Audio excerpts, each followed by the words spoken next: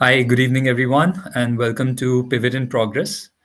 I'm Arjun. I'm the founder of Pivot, and we have a very interesting topic lined up for you today, where we'll be discussing how companies have been going back and forth on having folks on remote versus on-site for different types of roles and industries, and we have a really experienced HR professional, Hullas Arora, with us. Hullas is just backstage, so I'll just bring him up here. Hi, Ullas. Good Hey, hi evening. Arjun. Always a pleasure to meet you. And Yeah, very always a excited to pleasure. be talking to our audience today. Yes, yes, absolutely. Thanks again for making time for this, Ullas. I know you're not really doing that well, so I appreciate you making time for this. And honestly, I think this is a topic which somehow has a lot of strong opinions for and against in terms of people thinking whether remote work is still something that works in favor of companies or not. The jury is still out because data is not very clear, but we have seen multiple examples of companies which are sometimes very large also having fully remote workforce that has worked. So I think there is some precedent to the fact that that there is potential in having remote environments and cultures work in favor of companies, not just employees. And because of that reason, and the reason that we come across so many people asking us that, hey, you know what, I would like to be in office, but because of certain limitations that I have, genuinely, not just because I prefer to, but limitations that I have, I need to only focus on a remote role. So because of these two reasons, we thought it would be good to do one of these pivot in progress episodes on this topic. So I think we can dive into it. Just before that, could do a quick intro. So I will quickly share mine, and then I would love to have you share yours as well, Hulas. So for people who don't know me, I am Arjun, and I am the founder of Pivot. So at Pivot, we help people make career transitions when they are thinking about not just job hopping from one company to another, but thinking about some inflection point in their career. Let's say moving from one domain or industry to another, leveling up their career, going from one level to another, for example IC to manager or leadership level role. So these are transformative shifts in people's careers, and that's really where we specialize. Each case, our goal is to help people land their target role. So we'll discuss more throughout the course of this conversation, but I would like to rope in Ullas. Ullas, again, welcome to the session, and please go ahead and share a bit about yourself with our audience. Thanks, Arjun. Lovely introduction, like always. Very happy to talk about my journey and where I think Pivot in Progress is doing a great job. Pivot overall, of course. So, throughout my life, I've been a consultant, and for about 8-10 years in my life, I was working with likes of McKinsey, PwC, and EY. And before that, I was sort of grappling with where to go in my career. But post my stint in consulting, I work with Godrej Properties Limited now as a head of their L&D as well as their campus portfolio, which are again very heavily focused on how careers shape up. So right from early careers where I take care in campus to how you build careers through meaningful growth and how learning and development comes to play a part in that. So that's what I'm passionate about, and that's what I do in my personal Yeah. life. I think I love watching crazy amount of movies. So I'm a big movie buff, and also an avid reader. At least I try to be one. So wherever and however, even in this day and age of AI, I can pick up a couple of books that excites me. Uh, Not the best of the day today. My throat was really bad and I was reeling in fever. But ultimately, came to office also for a bit of work in the afternoon and thought I'm going to have a lovely conversation with you and the audience, Arjun. So over to you. No, thank you so much again, Lars. I know you're not completely your 100%, but I think still you're doing this, so I think means a lot to us and to the audience. Just before we dive in, what is your favorite movie or your favorite book when it comes to, let's say, uh, corporate world? Like some maybe fiction or non-fiction. There are a lot of non-fiction, and I've always tried to find more fiction related to the corporate world and how it works. Is there any favorite movie or book that you have on this? Um, Top of my mind, I think more than corporate, I think the whole act of finding oneself, and of course, corporate is one part of it. There's a movie that jumps out to me called Francis Ha. I don't know how many of Hmm. us would have seen that, but those who want Greta to Gerwig, take right? notes, yeah, Greta Gerwig and Noah Baumbach. So Mm. that's a movie. I think that's a lot about finding yourself, and I do believe that in corporate, I do find a lot of those parallels. Right, when you start afresh, 5 6 years, you're still finding Mhm. your feet. You try to see what works, what doesn't. Where do you going to go from here? So a lot of coming of age also happens in corporate. So definitely one of the movies I resonate the most with. Actually, there's a show called Succession, Oh which I yeah. think I found a lot of parallels and life scenarios in corporate life. I think I purely watched it because some of these things I could see in action at workplaces. Wow. So those two I think jump out for me. Yeah. Categorically, not a book per se, but I think one of the I mean, it's non-fiction, but it's also theory in academics, which is about power, right? And those 49 rules of power is something again, although they are quite Machiavellian and somewhere I found them to be slightly borderline evil, but I do Yeah. believe some of the good can be taken out from there when you look at power in an organizational or a corporate setup. Yeah. Yeah, those are all great suggestions. I have happened to watch Francis. I don't know about the the part thing, but maybe I'll look into that. One of my favorites that I've always really liked watching as a movie is this movie, which I think it's with George Clooney. It's called Up in the Air. Yeah. Have you seen that one? Yeah, that's actually the movie that inspired me to think about HR as a career. Yeah, Though I right. thought firing people is absolutely not fancy. No, no. I mean, it's such a, what I liked about that movie was the fact that it puts a lot of heart into its work, and it shows that your work is not devoid of empathy, right? It doesn't have to be all mechanical. Something that actually is a very relevant topic for today, today's kind of the layoff environment that we live in. But in any case, I think let's move on. I thought it would be good to know, No, what you thanks have for been sharing. up to. I think I'm pretty sure a lot of people will resonate with it, and I'm very keen. I always take notes from all the pivot sessions I do. That's so Yeah, helpful. great. So I think the first thing that I wanted to discuss is, we are obviously focusing on remote work today, and the topic is around how to find high-paying remote roles specifically. Now, with AI coming into picture in such a full throttle manner over the last 2 years, I feel that the remote work trends can be potentially amplified further if organizations allow it to. Because, I mean, when COVID had happened and remote work first came on the scene, there weren't that many tools to empower workers to actually work remotely. There were very few. I mean, you had Zoom and you had certain other online collaboration tools, right, that you could use. But today, that productivity can be enhanced, 5x, 10x with certain AI tools that we have seen.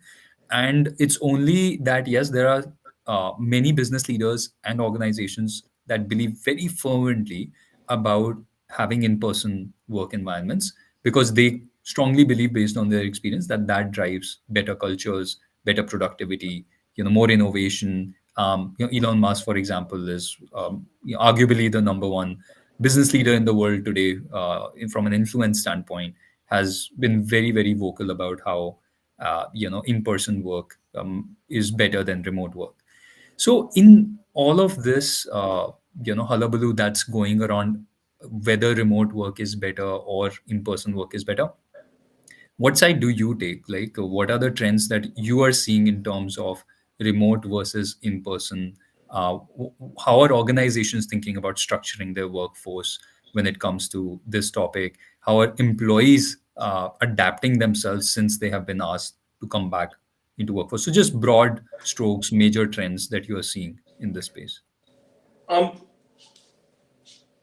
From a trends perspective, specifically, Arjun, there's a lot of focus on now getting more and more people in. That is, I think, the reality of India. Even with the startups, right, which earlier promised a lot of possibility of remote work. And to give you a couple of examples, I once worked in a gaming startup and we were fully remote for the largest time, even post COVID. But I've seen that shifted, right, a year or so back.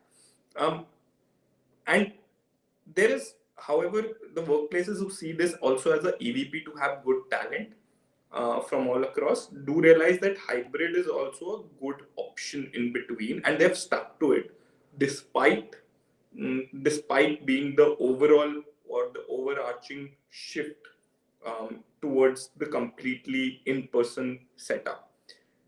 But what is more important, Arjun, here is if we dig down the surface and we go one level deeper to say, hey, what kind of roles really can be fully remote, right? And like you rightly talked about, the tools and technologies that enable them. The roles, for example, which run on a individual contributor part, according to me, and what we have also been experimenting even at Godrej, while we don't have a fully remote, but largely a lot of our ICs do work heavily from remote setups because we have seen that technology allows that. Also, their subject matter expertise is in managing performance and work delivery, which is solely largely anchored around them, right? You just need a reviewer or a capability of a manager to look at the quality and time, etc. You basically need a PMO with them. But as and when this locus of IC keeps moving towards team leaders, right? I've seen most companies giving up on the entire idea of remote. And while it's debatable, right? But you will see why high paying remote roles thrive in areas where you hold deep expertise, because then you obviously as come across as an IC with expertise. A lot of tech companies, for example, you will say they're okay to have high level AI coding talent, right? Or you will have a lot of talent which brings or builds a part of certain project, may work independently. Similarly, creative writing jobs or jobs which heavily focus on creative design, strategy, even the piece where you don't need a team to run the show, but you're building something in. I believe those roles have stuck to the possibility of hey, remote is fully fine. That's one category.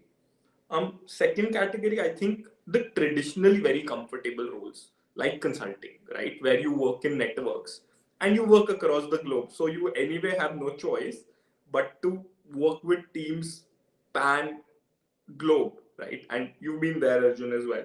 So we see those are still more comfortable and still could be very very high paying.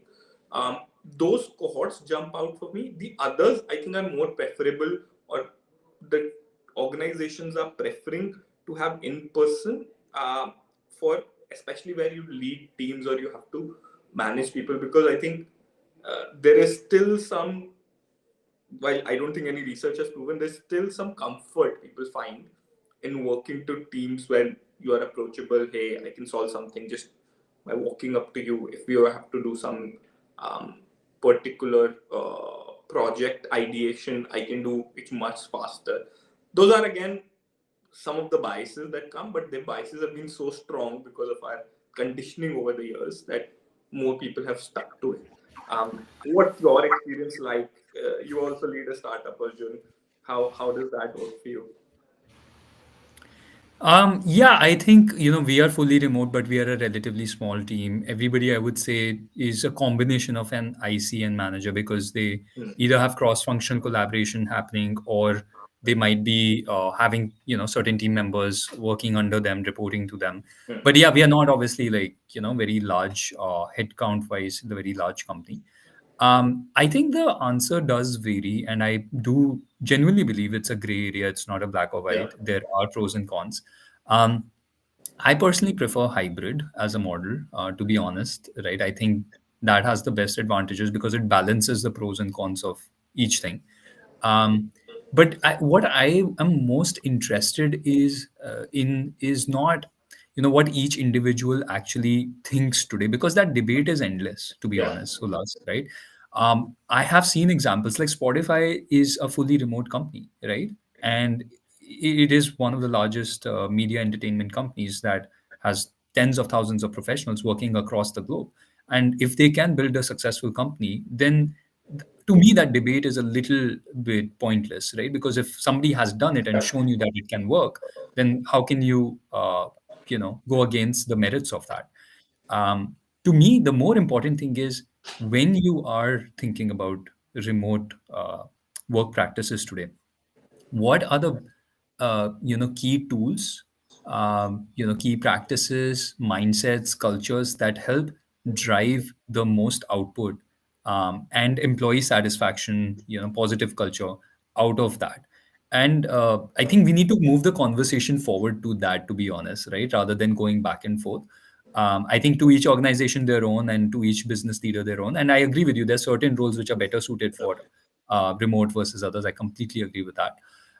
But I think we've been having that discussion for almost 5 years now. So the more important thing is, how do we implement remote best when it happens, right? And I think, in my view, the thing there is also to have a policy which outlines different important scenarios of what is expected from your workforce, but with some flexibility and guardrails around it, right? It should not be extremely rigid without any flexibility.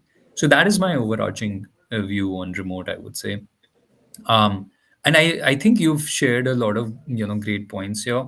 But from a trends perspective, but what I wanted to really get into now is understanding, the type of roles that you had mentioned. So if we could do a little bit of a deep dive into that, wherever you believe remote trends are going to only amplify in the future.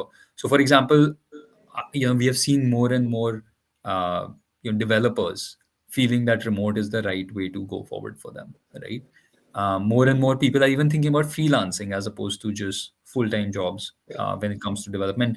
Because of the layoffs that are happening, there's a lot of I would say uncertainty.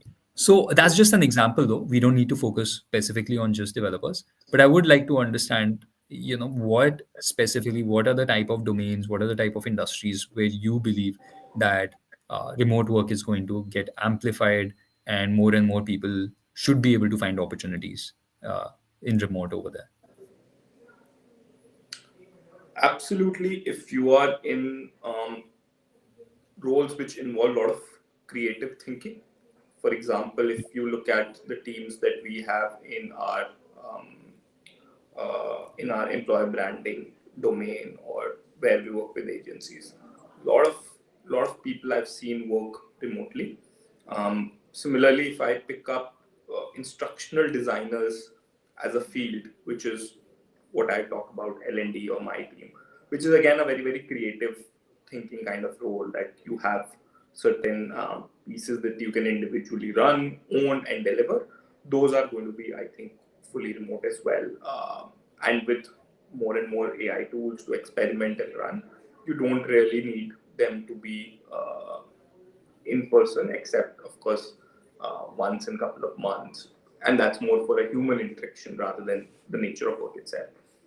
I also do envision the roles that are now very, very project led. So, one big change that we have seen, or we are seeing across the organizations, especially which are not in physical spaces like infrastructure, is network way of working, right? So, rather than having hierarchical models of a functional model, then you have certain people underneath, then you have teams reporting. It's more shifting to project led or network led model. So you will see roles where, for example, now your analysts of the world, right, or your knowledge workers, a lot of knowledge work today can happen fully remote, and it does happen basis the choice of the organization. I see that to amplify very, very heavily, because most of the knowledge now is accessible without having dedicated tools or forums, and the advancement of AI makes it very, very possible. Similarly, if you pick up sector in BFSI, or financial services. A lot of work which your equity traders, etc., do, the whole brokerage firm talent, can be fully remote as well, and which is what we are seeing with new fintech firms or challenger banks, right? You have a team that supports Revolut based out of Bangalore, while Revolut completely and fully owns and runs challenger banking in the UK, right? They don't even have physical branch. So um, the roles which anchor to knowledge, to summarize, the roles which anchor to a lot of creative thinking and liberty are going to super amplify. Hmm. And the roles which come in new tech or upcoming tech, which is either fintech or consumer tech, even, that is going to be heavily be focused on remote talent, and that gives you a big plus in global acquisition of such talent. So Hmm. those three, I think, jump out for me as I Hmm. look at the future. Got it. That's interesting. I mean, yeah, I mean, I think it makes intuitive sense also, at least from certain sectors' perspective. Like, for example, if you have consultants, anyways, are on the road, Correct. traveling to their client sites for meetings and stuff. They were doing Correct. that pre-COVID, and I think they would probably continue to do that. So I think there is less of a location bias there. I think you can really just work from anywhere. But then, obviously, if you are in a blue collar job, or not necessarily even blue collar, like let's say you're a hardware engineer, right? You might need to be on site for that. If you're a power plant engineer in the energy sector, for example, you will need to be on site, and there's no And even way. in real estate, right? Like, for example, we need our talent on site to set up Correct. towers, to put excavation. They can never be remote, at least till the point AI starts building them out. Yeah, yeah, absolutely. No, I agree with that. One of the things that I've been hearing a lot of people talk about in remote work is that, people who work in remote actually, compared to, people who are on site within the same company, they end up suffering more in their career from an advancement perspective.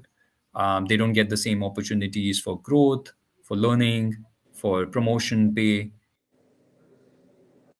What are your thoughts on that? Is that something that's a myth? I think, or in fact, I've seen it. It depends upon the vision of the leadership in that organization.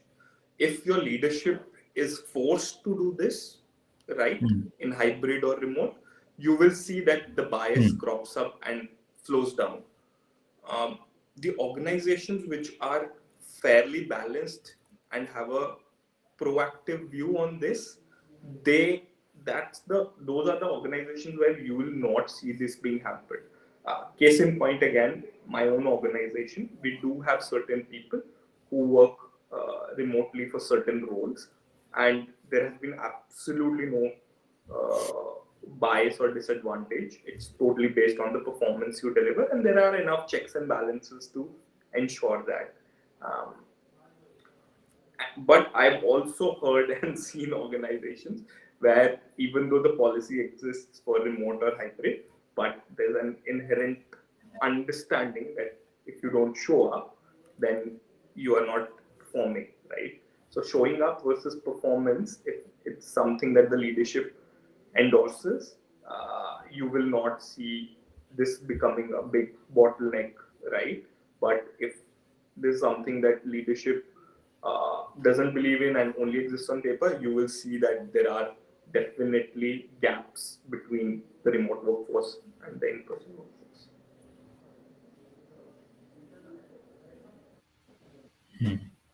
That's a very good way to structure. I think it really does stem from the top.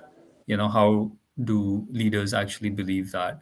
Um, I also wanted to understand, like, overall. So this was one of the key concerns we hear frequently from people who are thinking about remote work. But obviously, there are a lot of advantages as well of remote. Much more flexibility, save time, not commuting, and you can spend perhaps more time with family. Less distractions. Many advantages. Overall, I want to understand, in your view, what are the main uh, pros and cons of working on site? So that is the one which we take at face value because that's what has been done for eons, right? In corporate world, where you have worked from offices, people don't even really question it to begin with. They just question the merits and demerits of remote work, which have been discussed quite frequently, and we also just covered some of them.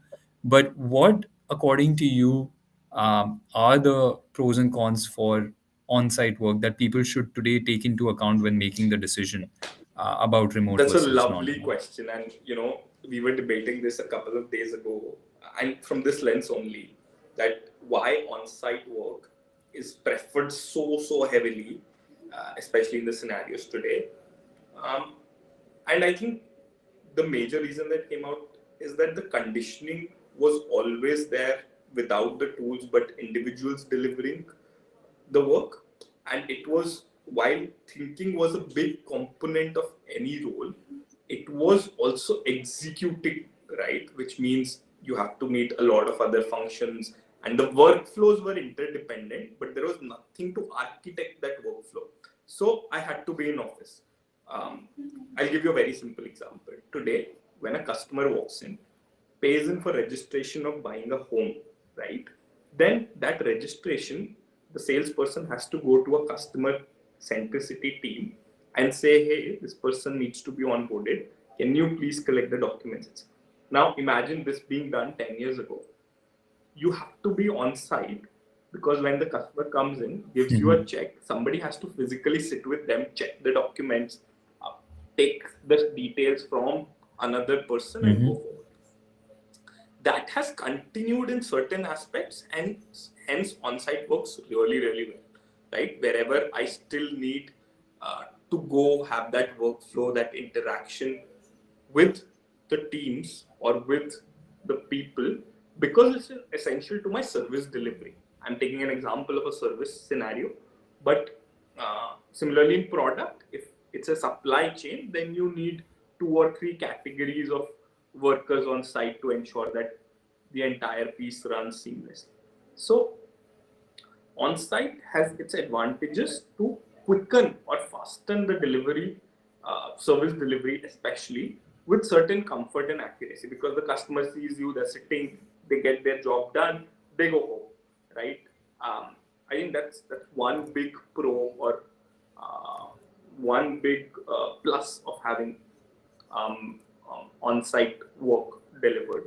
I think second thing is a lot of our work at the end of the day, Arjun, we are humans, we build on relationships, and that's how we get some of these things done, right? Certain camaraderie plus certain way of building relationships at work comes easier when you are on site and you Yeah. see people every day. It's like you going to a class in school. Of course, the rate and the kind of bonds and friendships you make is different from when you attend a class remotely. It's as simple as that. And I think that has is a Right. social desirable need that all humans have, and that works well, and people then use it to influence and do all other uh, pieces to get work done as well. But that's an inherent need that all human beings exploit, and on-site brings it to the forefront. Also gives you a distraction, Mhm. right? Again, that's a need that all humans have, is to switch or compartmentalize. So if you've not had a great day at home, or did not have wherever you go and work remotely, you have a change in environment, which is what an on-site offers you, a different set of environment, and an environment where everybody is focusing on work. Which comes to my third point, is groupthink. Whether or not groupthink and group conformity also drives a lot of human behavior if you go down into psychology. And because everybody at work is in the mode to work, you automatically tune yourself to that.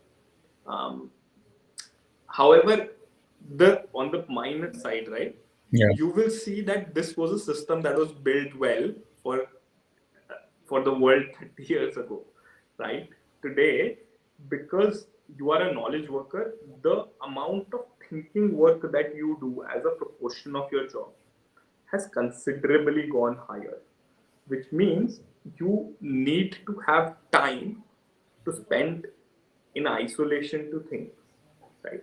Most of us, and this is proven research, most of us Hmm. think much better when we get breaks of with ourselves. You will see best of the CXOs of the world, right? Take out thinking breaks, or they will mark some time on Hmm. the calendar, or find time early in the morning where they don't need interaction. So I believe that is what on-site undermines a lot. If you're hitting on-site every day, I do believe the time you need to find to do work which involves heavy thinking gets reduced drastically, because either you are traveling Yeah. and you then multitask, or you are at the site. Um, I think one reason why, at Hmm. least in GPL, we tried to work through a hybrid was to give thinking days to people. This 1 or 2 days that you work from home is also the Hmm. time where you think, because you are a knowledge worker, very, very precious resource. Um, so I think Right. that's one. The second on site is most of these workflows now can be architected by technology. So in a way, I'm just sticking on the sunk cost because I built an office, because I have a site. I need to call Hmm. everyone, which I think Right. is just an adaptability issue. Yeah. Although, I mean, one of the big reasons that many companies continue to have remote practices post COVID, like in 2023, 2024, was actually sort of the corollary of your last point. They just wanted to continue saving real estate costs. It wasn't that they didn't necessarily believe in the merits of in-person work. Cost Yeah, always plays a key role, I feel, into all of these things. It may be a hidden factor. It's yeah. always a factor of consideration. um, no, all great points, Ulas. I think you really dove into the, both the, I would say, the more obvious, the more apparent reasons, but also the slightly under the surface, hidden reasons as well, that may make on-site better for one person and not so much for the other. Um, Continuing this, by the way, we are starting to get a lot of questions. So thank you, folks, for sharing your questions. We'll be taking them up in a few minutes. We'll just discuss one of the most important things that I have been coming across, from Pivot clients about remote roles. Right, this is probably the number one question that we get, Hulas, about remote today, because usually people are not coming to us, "Hey, can you help me decide whether I should work remote or not?" I'll be very honest. I know we have focused on that side of this topic so far, because I think we need to cover all important grounds here.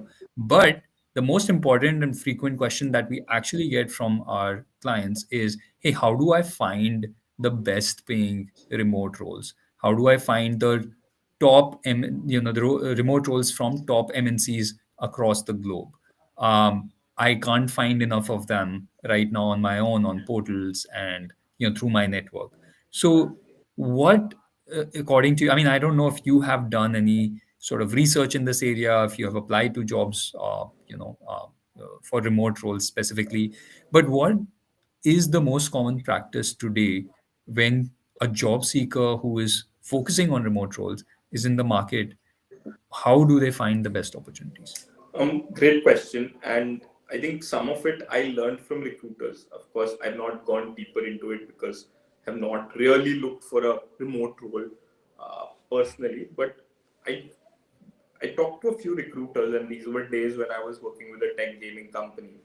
And I think the best way they suggested me was to pick up a niche in which you're looking to find a job. If you are a coder, or if you are in tech, right, there are certain platforms. So a LinkedIn might not cut it, but there are dedicated platforms, and I'm happy to share the names afterwards, where you go on these platforms and they are only known for tech talent, right? And these will obviously have remote, non-remote marked. That's one way. Second, I think what I've personally found out is that look for your global organizations and their GCC centers in India. A lot of the GCCs, right, um, Mm. depending upon the nature of the role, do offer almost remote or maybe one day a week kind of setup, right? Lot of these global capability centers based out of India, if you have the right, if you are the right fit for the talent, they're happy to negotiate on your on-site versus completely remote pieces as well. I've seen folks who were in different IT related workflows for a bank. They only went like once in 3 months, and that could be flown, right? That's second. I think the third that I have seen, again, a couple of my friends getting into fully remote jobs, is via the size of the business. So a lot of, like you were just alluding to a point before, a lot of our MSMEs, right, who are not that big in scale, want to save cost but want to have great talent. And that is where I think the platforms, even if you talk about LinkedIn, you have to use advanced search and be really focused on what kind of roles can you find in MSMEs. I'll tell you, for example, the organizations that we could found is an organization called Aspect Ratio, which is a medium tier consulting company based out of Pune. So they actively advertise on LinkedIn. You just have to filter it right between, okay, what are the geographies that I want to select. Maybe most of the multinationals outside India will be more keen to have remote talent, and they pay fairly well. So they look for program managers in this instance. So when one of my friends was looking for a program manager role fully remote, we started by narrowing the search to medium and small, which means the companies with about 11 to 50 employees based out of India and outside. That was a couple of search parameters we found, and to our luck, we found about 70 odd percent, which was almost fully remote. And now she works for this organization, which is based out of Pune, but she lives in Gurgaon, and she works fully remote there.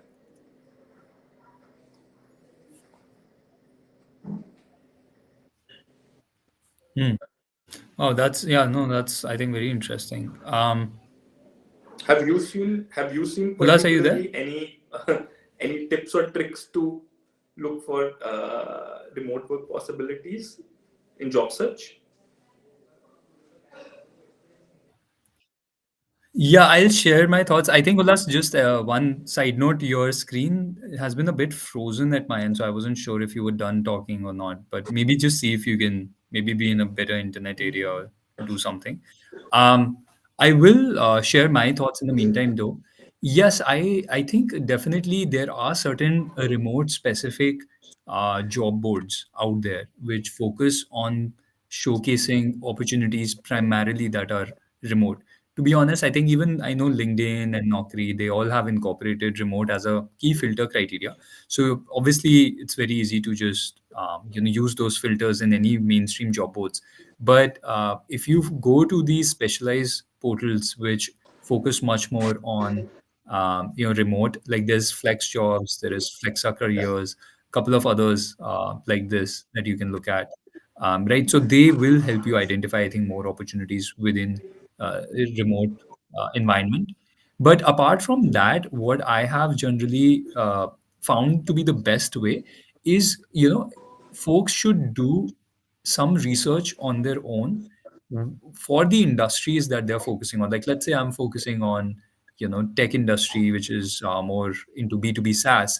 So I should then look at researching companies within B2B SaaS that have remote hiring practices, right? So you can identify that with maybe help of Google GPT, certain other, again, job boards which will provide you these filters to identify companies that have remote hiring practices. So if you click on those filters, you will immediately get all the companies that are hiring in remote, whether or not they have an opening for you or your domain specifically.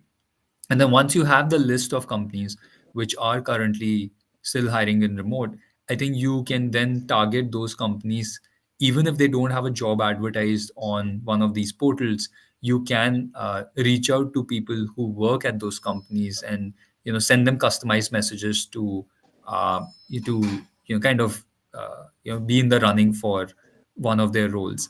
Because I mean, that's the other part which we don't talk about often, but it is very true and very impactful in the job search, is that at least I would say 30 to Yeah. 40% of the jobs are not really advertised that well in the public domain. and because of that, people end up losing out on many opportunities that they could have been a good fit for, right? So if you just depend on portals, yes, you will get a sizable number of opportunities, but at the same time, if you want to be more holistic and comprehensive in your research, it's better to target specific companies that have remote cultures as well, right? And reach out to people directly there. So that's, I think, what I have seen work. All right. I think with that, maybe we can take a couple of questions that have come up here. Ullas, I think, otherwise we might run out of time. So it's better to start taking at least a couple of them. A couple of the questions, I think, for example, from Manisha, and I believe there was one more question from somebody else where they said, hey, can you help us figure out companies that are providing remote work opportunities? So we just talked about that. The best way to do this is firstly understand which industries you're going to target, and then just do Google or GPT search. Apart from that, you can also go to those job boards which focus mostly on flexible hiring and remote hiring work practices, and there should be certain listicles that they have come out with, highlighting the companies that are hiring for remote roles.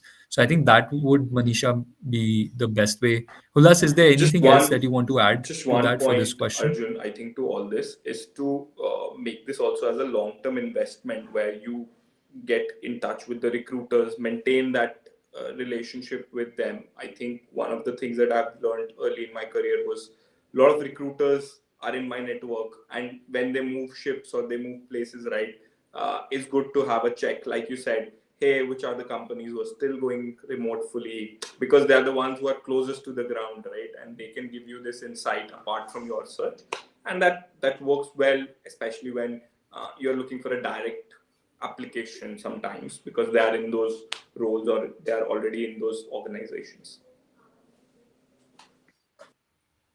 Yeah, I think that's a very good point. One thing that I do want to emphasize here for people who might be thinking about high-paying remote roles, I think that's not necessarily Manisha's question, but the topic for this conversation today is high-paying remote roles, right? So I do want to do justice to that. Hulas, I would love your thoughts on that first. If you can share, what can people do that within their own domain and area of expertise, they can identify not just remote roles, but the ones that might be paying, within the top 50% of the market. Is there any way to do that? Definitely, there's a way to do that, and I think one of the ways is to ride the business cycles. Right, we all know AI is the need of the hour. If you have a skill set that can bring in or merge with those kind of requirements, so upskilling, for example, it's a great place to Right. be. Then you bring out the skills that the world is looking out for and ready to pay a premium. Any remote job will pay a premium for a skill, right? Because everything else I don't have under my control.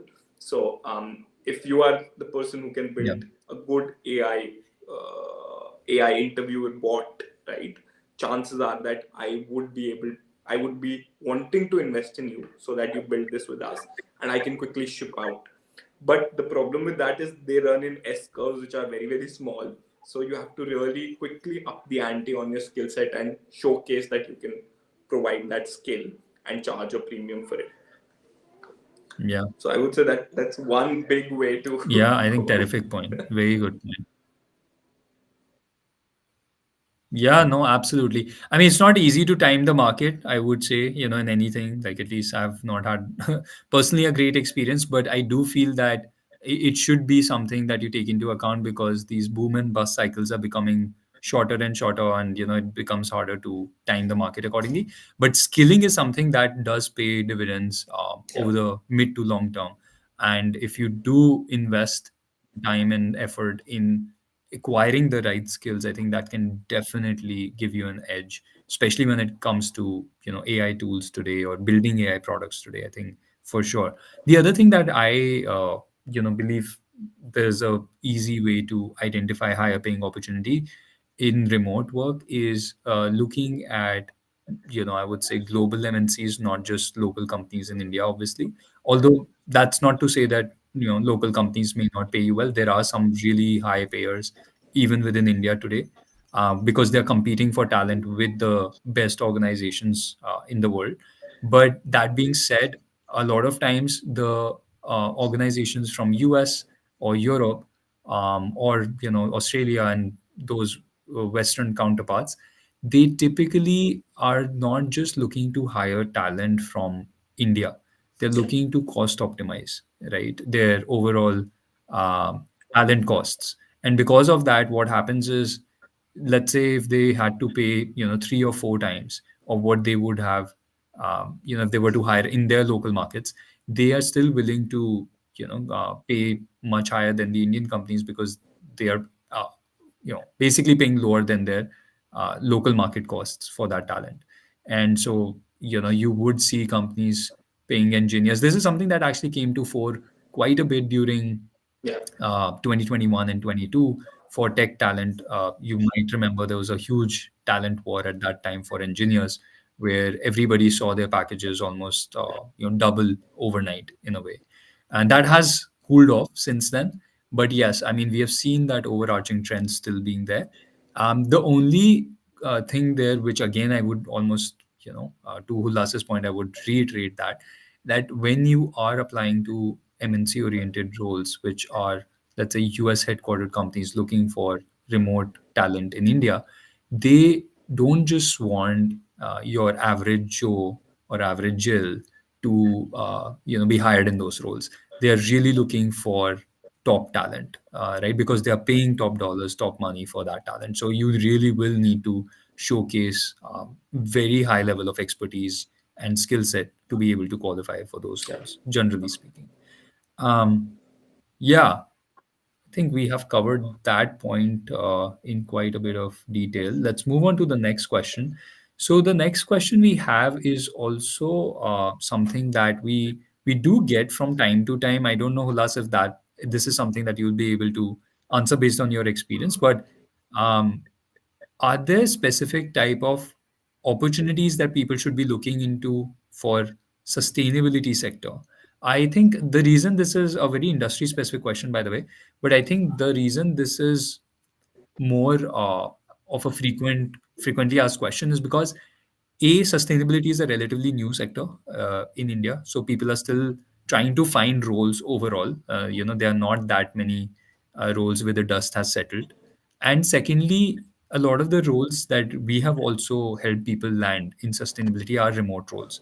So I think there is a bias in this sector as well, where companies are looking for more remote oriented roles, especially like data analyst, reporting, those kind of roles.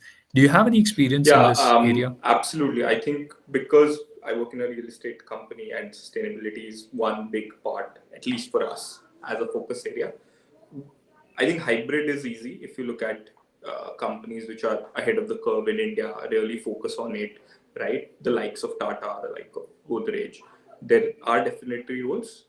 They're definitely not 100% remote because of the nature of the work, and you need to be on site in certain areas. But definitely hybrid is a possibility in those kind of organizations. That one is core sector, and you will find sustainability a bigger theme in real estate or industries like automobile, right, where there's a huge push both from public sector as well as from the global sectors to build in checks and balances and stay ahead of the curve.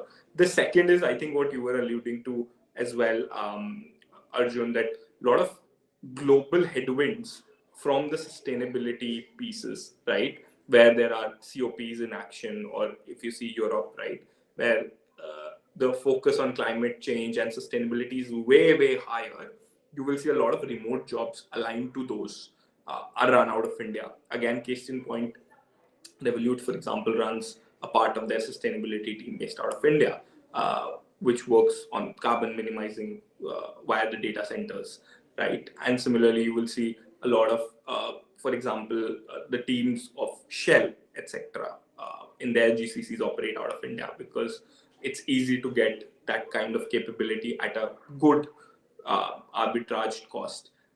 Most of them will be again hybrid, but if you dig deep, you will find some of them fully remote as well, especially if they are like UN affiliated or they're working for public sector sustainability outside, and then they have a setup here in India.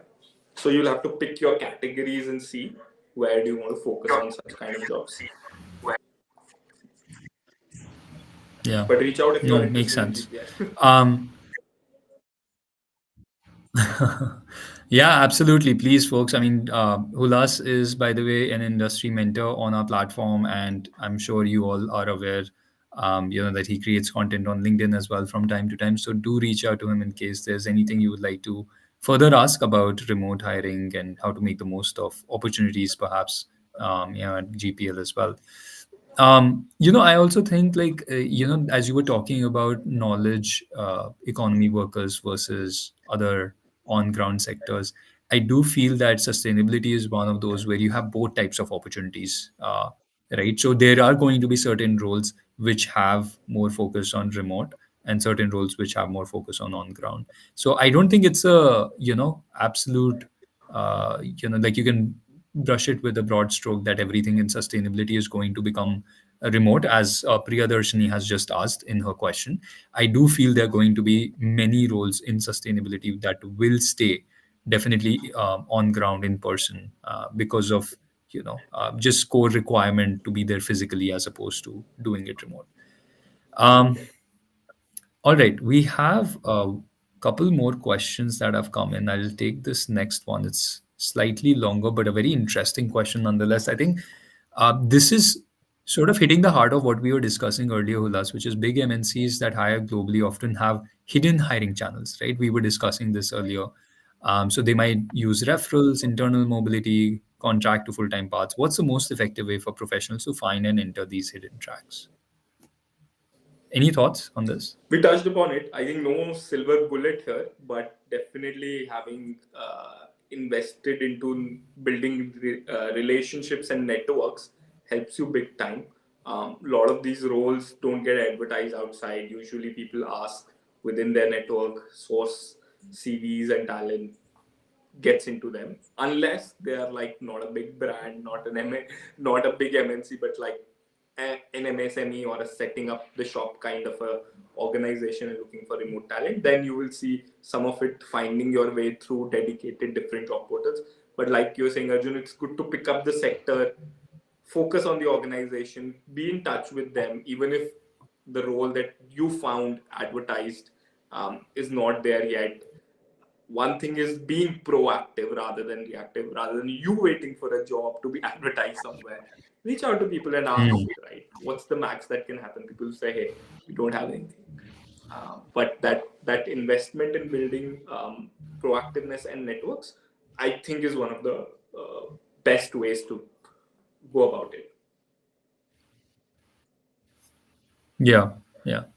No, I think well said, and I think we did cover this at a high level earlier. So let's move on to the next question here, which we have from Dipanjali, and it's a very good question, I would say, because it really comes across pretty frequently for us from folks that we work with. But from a career progression POV, is working in remote roles, specifically regarding TM L&D roles, considered good or bad? Which one is TM, Hulas? I'm blanking on this. But L&D, I understand, is learning development. What is TM again? It could mean, I think, either talent management or they're using training for TM. Yeah, If they are in manufacturing setup, usually they call got it it. training management. Got it. Yeah. So I think more HR oriented roles for both. But I think the question is very, very specific to, what you also do, Hulas. So um, thoughts on this? The short answer is absolutely no, because if you are delivering value and your role permits you to be remote, a lot of L&D roles, unless you go and do some bit of facilitation, etc., on site, may be required. But a lot of remote roles today exist in L&D and TM and even hybrid, right? And I haven't seen that being a deterrent to your career progression at all. Um, Again, this is with a note or a call out that the organization must believe in it. So if you're in an organization that is not supportive of remote work, and by fancy of the way things happened, you were in a remote role, you will of course see a problem with career progression. But most organizations which actively support remote or hybrid will ensure that there is absolutely no problem with career progression. We have, again, I have been in part of the organizations where we have worked fully remote with my L&D teams, and people have got promoted right after delivering value. And this was both consulting and in line. So, to your question, absolutely. Hmm. If the org is a proponent of it, they will ensure that it doesn't happen. You have to focus on delivering your value, of course. That is paramount. And then communicating it the right way. I think one Yeah. piece that a lot of people forget is that not just delivering value is enough. You have to also communicate, because there's a vast ocean of work that gets happened. If you're going to talk about the work that you have delivered, nobody's going to remember or even see it. Right. Yeah, I think like the visibility component, you have to make sure that you, your work, the impact that you have created, all of these are as visible as possible. Because otherwise, being remote, it's out of sight, out of mind. People Correct. focus more on people who are, in front of them. And if they are not there enough, they will definitely remember you less. So I think that's a very good point. And Hulas, actually, we didn't really touch upon this in great detail earlier, but I do want to emphasize the fact that if you are in a remote setup and you're working especially at a larger organization, there are going to be downsides where you don't have organic unplanned conversations with your managers, with your team members and other folks, right? So you want to make sure that you're finding these unplanned opportunities through perhaps monthly check-ins where you go in physically to the office once a month, or you maybe set up just more unplanned sessions for one-on-one catch-ups with people on your team without any specific agenda in mind, right? So there should be ideally some outlet for you to have these natural conversations without specific agenda in mind, which happens much more frequently in the way we call water cooler conversations in in-person environment. So you got to replicate those moments, those situations in a remote environment, which if the company is not helping you do, you'll have to do it on your own, right? So yeah, I do want to emphasize that point as well. Super crucial. You have to take Um, the onus. Yes, exactly. And I think we have one last question to take here from Bableen. I'll just pull that up here. I think this is very specific to her industry, if I'm not mistaken. But I really appreciate if there's any hyping remote roles for people from scientific background in biology. Can you refer some good and legit resources? We do have some resources, Bableen, which I don't have off the top of my head, unfortunately. But at Pivot, we have worked with folks from engineering, STEM, including biology backgrounds.